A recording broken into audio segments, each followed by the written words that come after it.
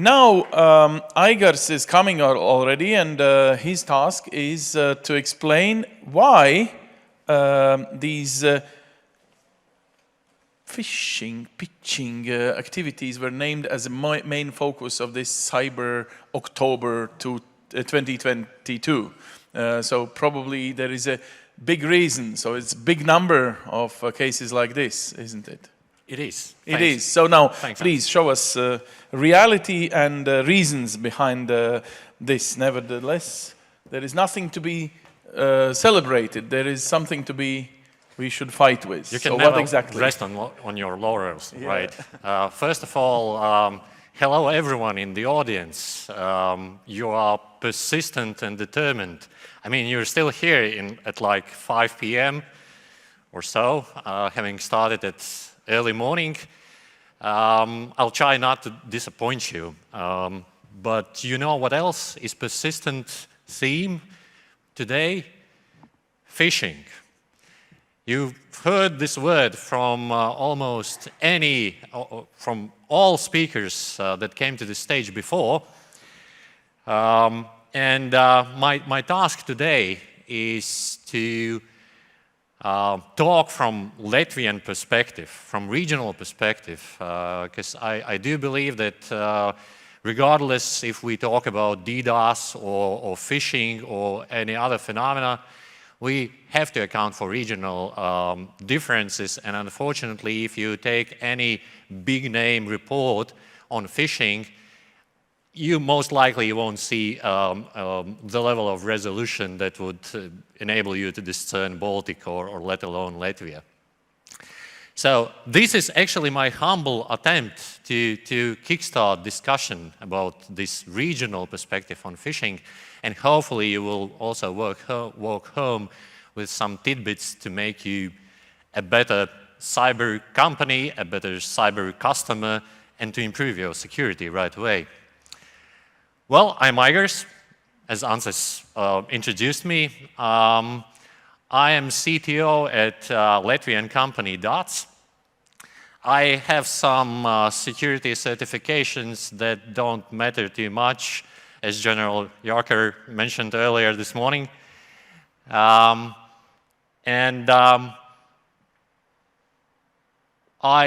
personally believe that there are at least 3 things that we as an industry, as a community, have to do. And this is not a cycle. These are simultaneous paths that we must take.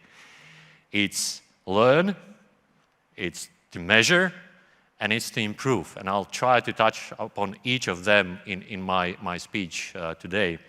And the fun thing is that in IT industry, it's almost like in military.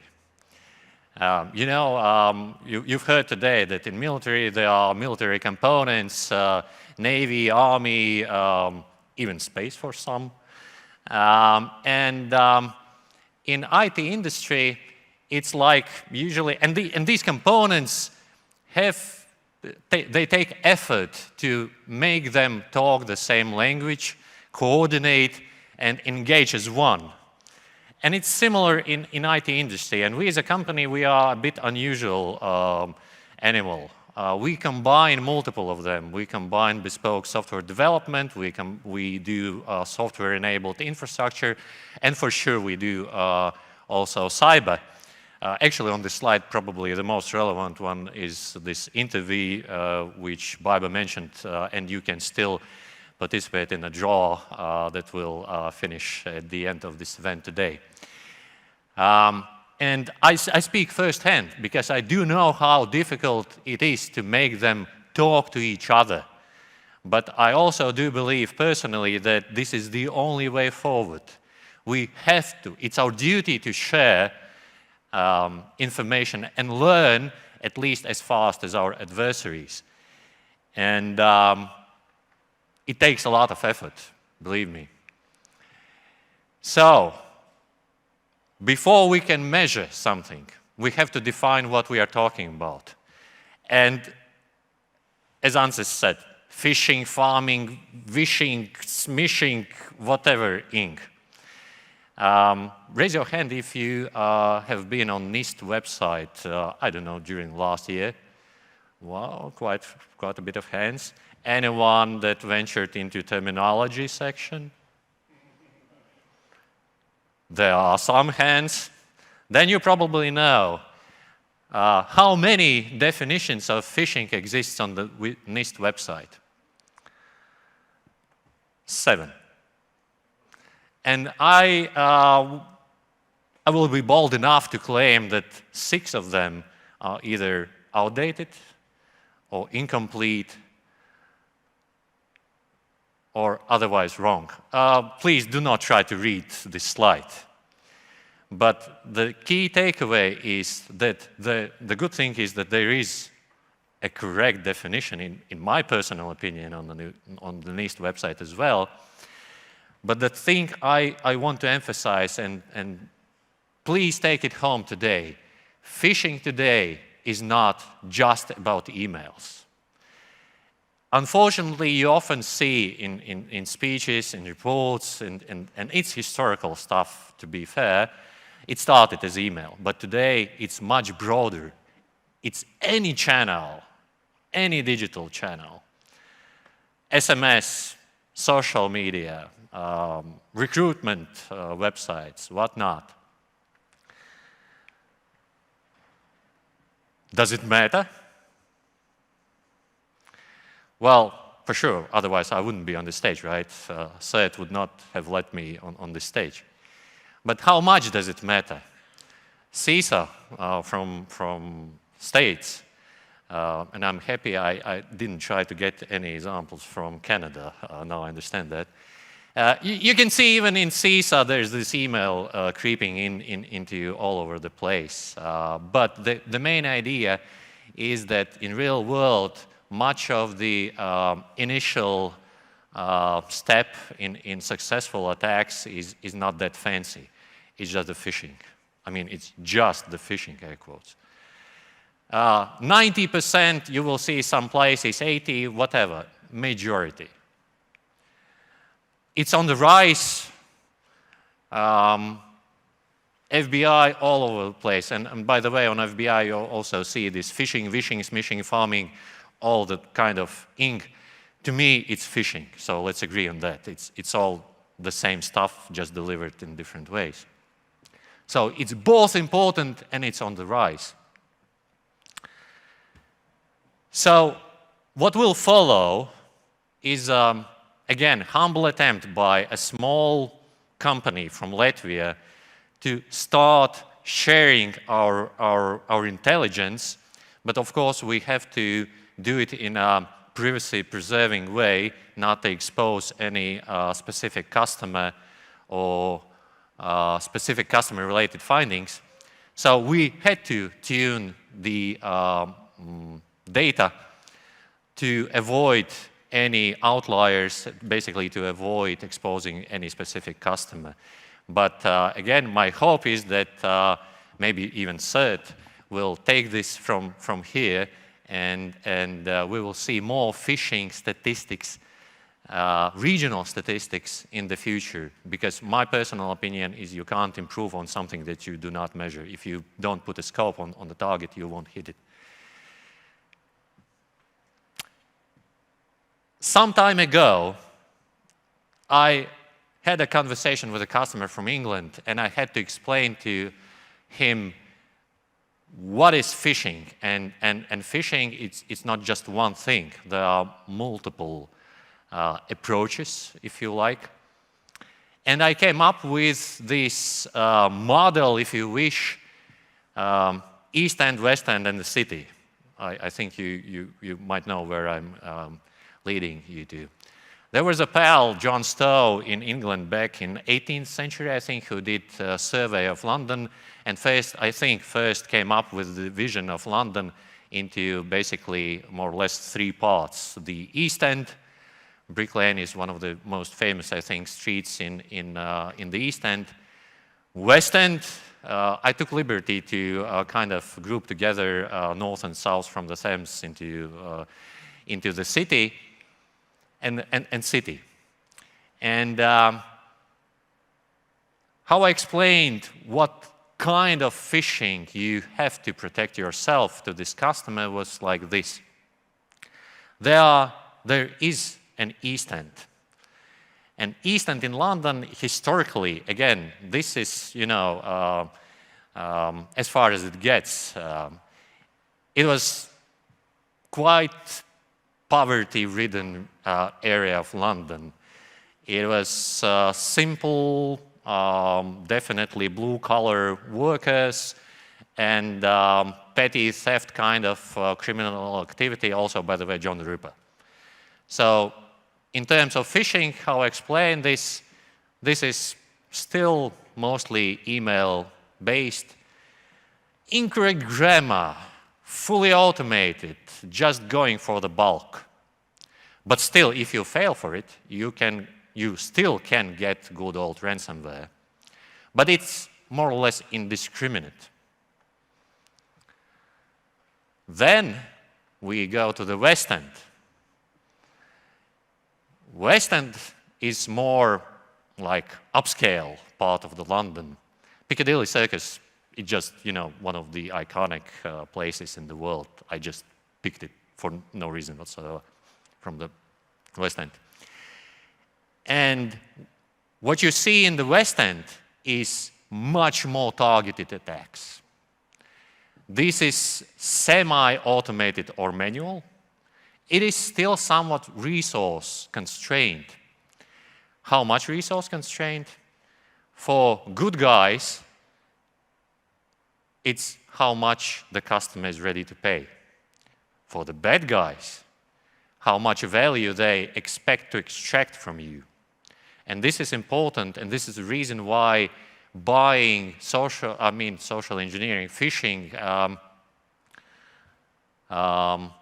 simulation on the cheapest price is not the best idea.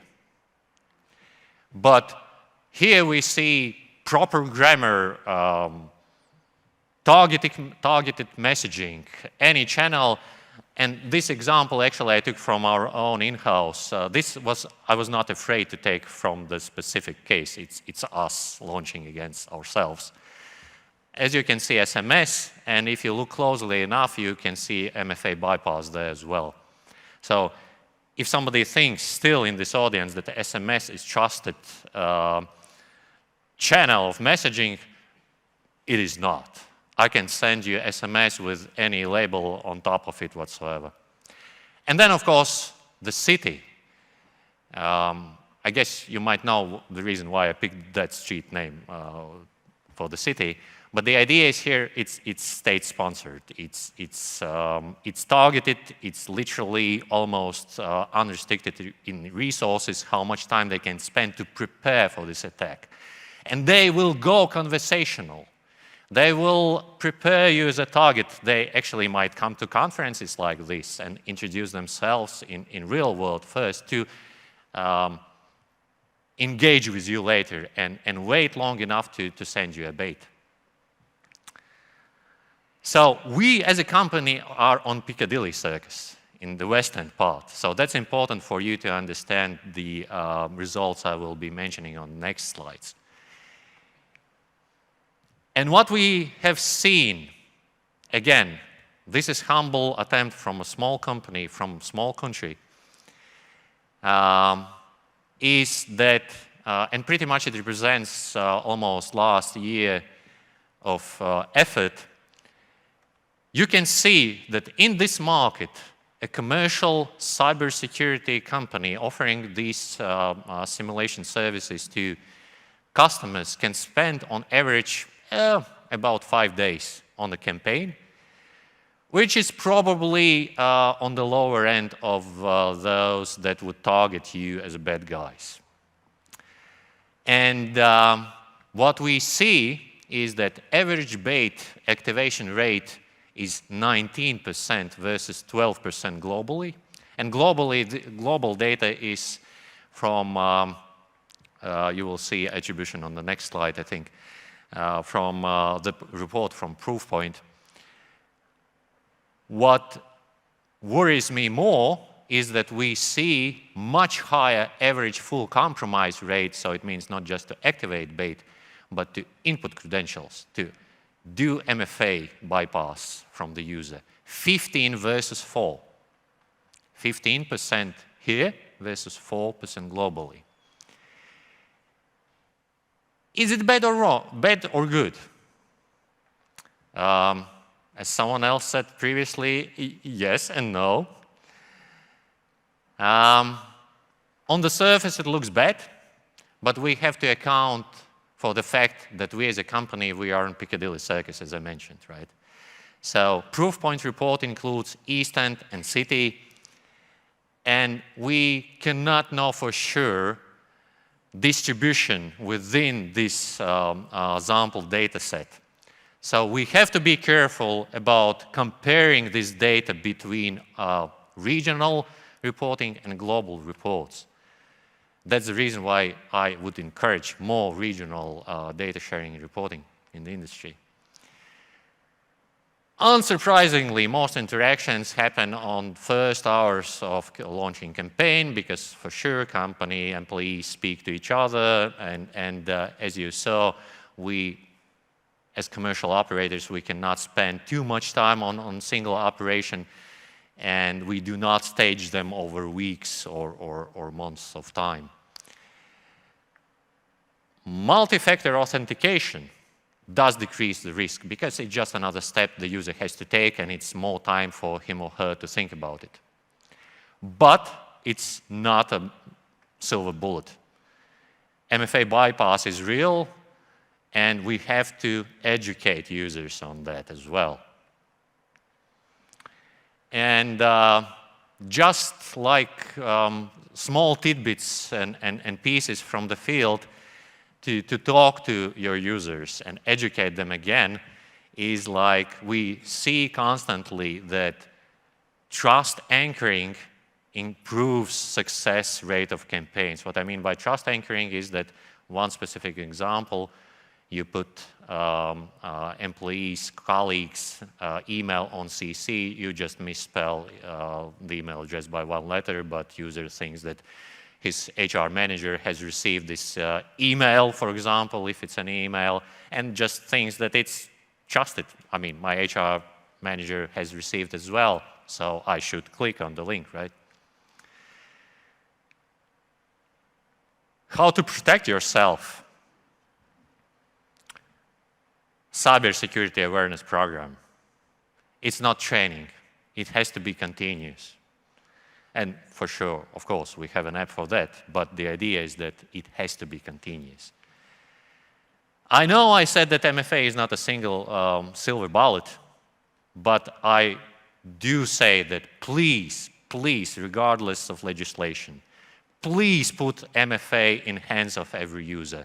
If you can, please do phishing-resistant MFA. And I have personal opinion about SMS for MFA, but we can discuss it during question and answer. Zero trust architecture. I think somebody mentioned zero trust earlier in this, these sessions today, but this is for technical people, and it will take time, but that's the eventual goal where to lead. Guess what is the number 4? It's actually the number 1, cybersecurity awareness program. It has to be, it's an absolute necessity because whatever tools that we implement, it's the users. Phishing is not a technical problem. I mean, it can be technical. I mean, if you don't, you know, brush your teeth, you can't complain pretty much about anything, right? But it's much more about users. Before we go to, this is the last slide actually, before we go to the questions and answers, since I still have some minutes left, I actually would like to come back to this slide. I said that you probably know the reason why I put Trump Street on this city site. Do you know the name? Anyone, by the way, from the London here? No? Good. Do you know the street name for the street that flows into Trump Street? No? Russia Row. Literally, Russia Row in London flows onto the Trump Street. But do you know what? Probably some of you thought that Trump Street is about some US president. It is not. It's about Trump, horn. Historically, on this street, actually close to this street, horns were built for the city guards that guarded the city. So be careful about information that you receive. Do critical thinking, talk to your people, educate them. And from my perspective, I would very much like to encourage further discussions and research, regional research on phishing.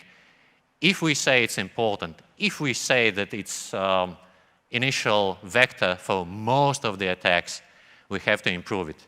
To improve on it, we have to measure it here locally as well and see how we improve the next year. So, with that, I would be happy to take some questions and probably give some answers. Hans?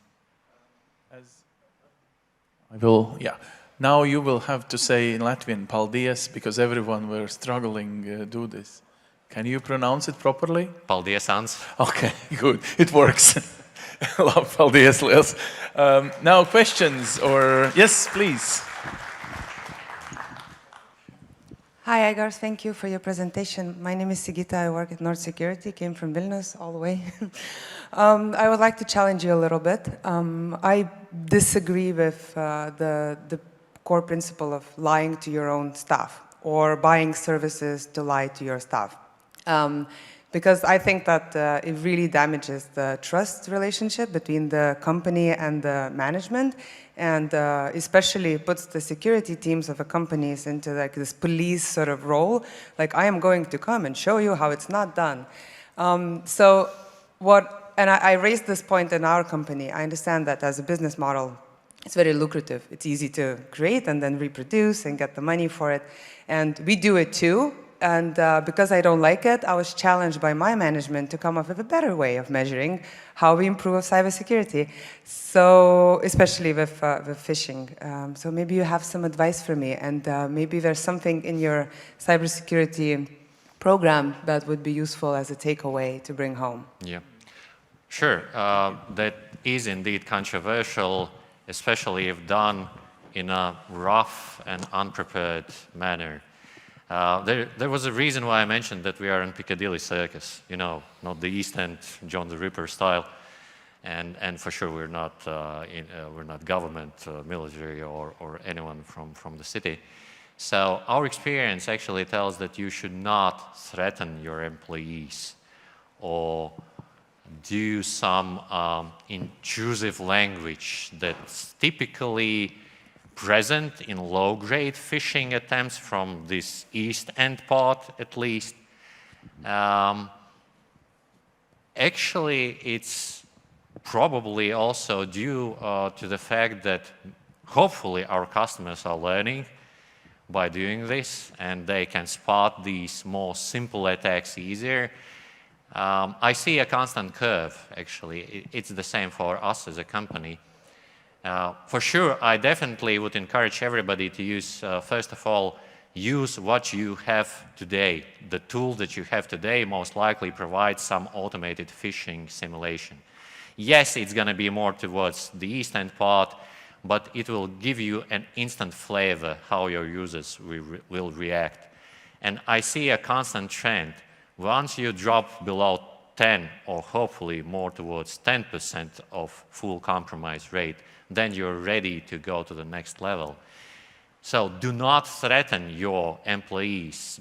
Speak to them, I probably should say politely, but personally I believe that you can't learn how to swim unless you go into the water. And unfortunately, users who are not professionals in InfoSec, the best way to teach them to spot, identify phishing attempts, especially those higher end, is by running simulations. But by no means I would not suggest anyone to use rude language or abusive messaging in these campaigns, because eventually, yes, you have to eventually discuss and explain to your colleagues where they made a mistake, what they should improve on that, and actually that's a very important thing. Just don't shoot and forget about it. Then go back, provide feedback to the user. Okay, any more questions? Yes, please. Yeah, I would like to challenge as well. Oh, yeah. Looking back to your slides, everyone eventually will become a victim of phishing. If we haven't become a victim so far, it just means that adversaries haven't invested enough. What's the value in having this awareness program? Because we are all doomed. So maybe it makes more sense to invest in other things. First of all, if we go back to one of the first slides, if we accept that phishing is initial step in like 90% of the attacks, if you can go from, for example, 25% full compromise rate to 5% compromise rate in your company, you will immediately eliminate big number of potential incidents in your company. And the other thing is that I recommend thinking not only about the company or organization. This knowledge your users will get, it's important for them in personal lives as well. It's not only about them as employees of your organizations. So that's also part of the kind of joint reach out and basically education of broader population on these topics. So if we, saying that we should not care about phishing, I guess to some extent it would be like to say, let's just don't care about speeding in our vehicles. Yes, we know it's an important source of casualties, but who cares? Everybody speeds at some point of time, right? So that's a tough topic. You will never get to the 0%. That's also true. But still, that's the effort. That's the low-hanging fruit to educate your people and take away, at least eliminate those EastEnders. And that's also will be a big achievement for you. I totally agree with you. If somebody from the city comes after you, then it's really very likely that you will be compromised eventually. Well, anyway, there will be no compromises in a sense of Aigars' offer, which will now end. Just a small reminder, maybe there is a last minute for those who didn't fill the form, because this is exactly your company's activity into this Cyber October. Thank you for also raising awareness here on the stage, but also a small gift in a way. It's a lottery time. It will be in half an hour, but to finalize it, now it's time when you have to apply this enquete, or then you may lose the opportunity to get the full opportunity of you or your colleagues, whatever is the size of the company. You can do a kind of first examination of that kind or information in the company for free. That's the gift, right? The gift is Interview access to this continuous cybersecurity awareness platform, Interview, yes. And the draw will be done by secure hands of ANSYS, so there's I'm no kind magic. of my lucky hand. I choose left one. Good. Okay. Thank you very much, Aigars, for involving yourself also in this activity and giving us this kind of perspective.